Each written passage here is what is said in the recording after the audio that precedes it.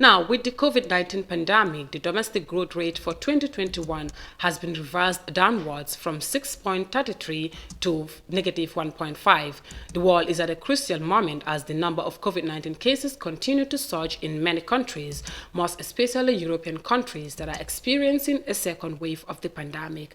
Addressing the 44th annual meeting of Ministries for Foreign Affairs of the Group of 77, the UN Secretary General Antonio Guterres said the COVID-19 pandemic has pushed the world towards the worst recessions. Ndesise tells us more.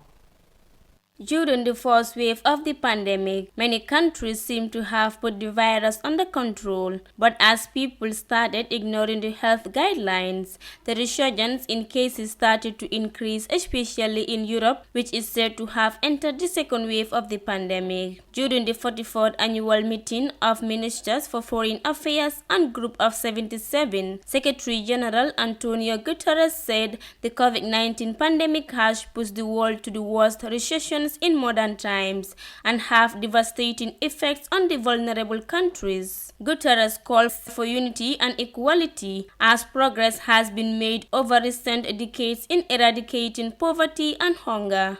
Within this crisis lies an opportunity, a chance to embark on a path to revive economies, ensure gender equality, protect our planet, and achieve the SDGs by 2030. Lockdowns and other restrictions are starting to stem the spread of COVID-19 in European countries, but not only European countries according to authorities. The United Nations Secretary General added that this year has not been a good year as the world has not seen the unity needed to suppress the pandemic. This has not been a good year for multilateralism and international cooperation.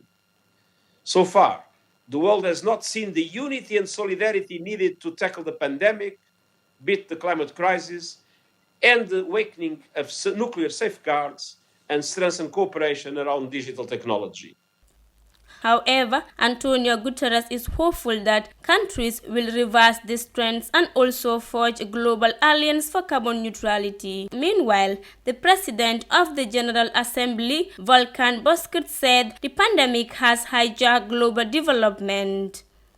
It does not have to be the case. Quite the opposite, in fact. With trillions of dollars expected to be spent on the largest socio-economic recovery since the Second World War, recovery from COVID-19 has the potential to jumpstart the Sustainable Development Goals.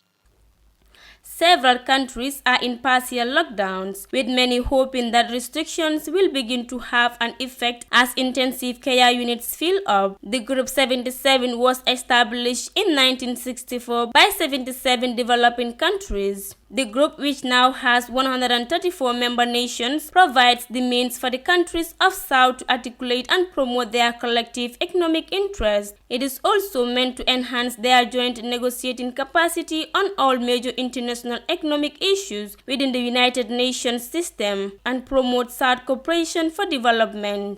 For iAfrican News, I am Ndesise.